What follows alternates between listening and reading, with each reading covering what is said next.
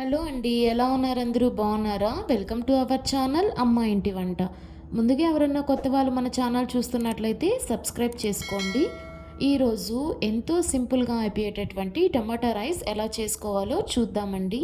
అప్పుడప్పుడు ఏం కూర చేయాలో తెలియనప్పుడు, లేదంటే పిల్లలకి లంచ్ బాక్స్లోకి హడావిడిగా ఏం చేయాలో తెలియనప్పుడు ఇలాగా ఎంతో సింపుల్గా రుచిగా ఉండేటటువంటి టమాటా రైస్ ట్రై చేయండి.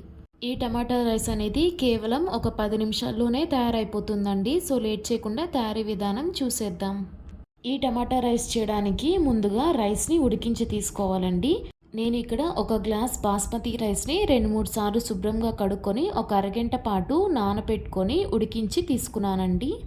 బాస్మతి రైస్ కాకపోయినా మనం రోజు వండుకునే నార్మల్ రైస్ని కూడా వాడుకోవచ్చండి. ఈ టమాటా రైస్లోకి అన్నం అనేది ఇలా వీడియోలో చూపిస్తున్నట్లుగా పొడి పొడిగా ఉంటే బాగుంటుందండి. కాబట్టి రైస్ని ఓవర్గా కుక్ చేసుకోకండి.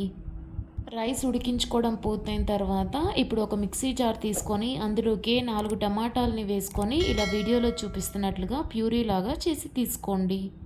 ఒకవేళ చాపర్ ఉంటే చాపర్లో కూడా ఫైన్గా చాప్ చేసుకొని తీసుకోవచ్చండి. కానీ టమాటా ప్యూరీ చేసుకుంటే హోటల్ స్టైల్లో లాగా వస్తుంది. ఇప్పుడు స్టవ్ మీద బాండీ పెట్టుకొని ఇందులోకి 2 టేబుల్ స్పూన్ ఆయిల్ని యాడ్ చేసుకోండి. ఆయిల్ హీట్ అయిన తర్వాత ఇందులోకి పచ్చెనగపప్పు అలాగే జీలకర్ర వేసుకొని ఇందులోకి షాజీరా, 1 ఇంచు దాకా చెక్క, 4 లవంగం అలాగే బిర్యానీ ఆకు వేసుకొని వీటిని కొంచెం వేపుకోండి. ఇవి కొంచెం వేగిన తర్వాత ఇందులోకి కొన్ని జీడిపప్పులను వేసుకొని వేపుకోండి. మీకు ఇష్టమైతే ఇక్కడ పల్లీలను కూడా యాడ్ చేసుకోవచ్చండి. జీడిపప్పు కొంచెం వేగిన తర్వాత ఇందులోకి ఫైన్గా చాప్ చేసుకున్నటువంటి 2 మీడియం సైజ్ ఉల్లిపాయల తరుగుని వేసుకోండి. ఉల్లిపాయలు వేసుకొని ఒకసారి కలుపుకొని కొంచెం మగ్గనివ్వండి. ఇప్పుడు ఇందులోకి ఒక పచ్చిమిర్చిని మధ్యలోకి కట్ చేసుకొని వేసుకొని వేపుకోండి. ఉల్లిపాయలు అలాగే పచ్చిమిర్చి ఒక 2 నిమిషాలు వేగిన తర్వాత ఇందులోకి మనం మిక్సీ పట్టి పెట్టుకున్నటువంటి టమాటా ప్యూరీని వేసుకొని అలాగే 1 టేబుల్ స్పూన్ దాకా అల్లం వెల్లుల్లి పేస్ట్ కూడా యాడ్ చేసుకొని మొత్తం ఒకసారి కలిసేటట్లుగా కలుపుకోండి. మనం యాడ్ చేసుకున్నటువంటి టమాటా ప్యూరీ అలాగే అల్లం వెల్లుల్లి పేస్ట్ పచ్చివాసన పోయేంత వరకు వేపుకోండి. ఒక 5 నిమిషాల్లోనే టమాటా ప్యూరీ అనేది చిక్కపడ్డం స్టార్ట్ అవుతుందండి.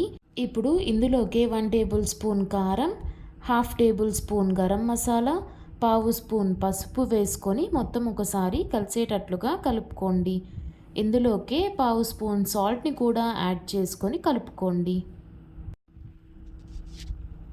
చూస్తున్నారు కదండి, టమాటా ప్యూరీ అనేది దాదాపుగా చిక్కపడిపోయింది.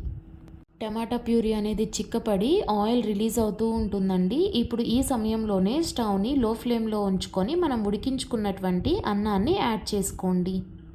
నేను ఇక్కడ రైస్ని మీకు కన్ఫ్యూజన్ లేకుండా కప్పు కొలతలతో చూపిస్తున్నానండి. ఇక్కడ నేను తీసుకున్నటువంటి 4 టమాటాల ప్యూరీకి దాదాపుగా 3.5 కప్పు దాకా రైస్ సరిపోయిందండి. అన్నం యాడ్ చేసుకొని మొత్తం బాగా కలిసేటట్లుగా కలుపుకోండి.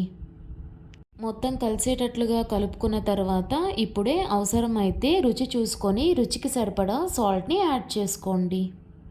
చూస్తున్నారు కదండి, టమాటా రైస్ అనేది పొడి పొడిగా ఎంత చక్కగా వచ్చిందో. మనం బియ్యం ఉడికించుకునేటప్పుడు బియ్యాన్ని ఓవర్గా కుక్ చేసుకున్నామంటే ఇలా కలుపుకునేటప్పుడు చివిడిపోయినట్లుగా ఉంటుందండి.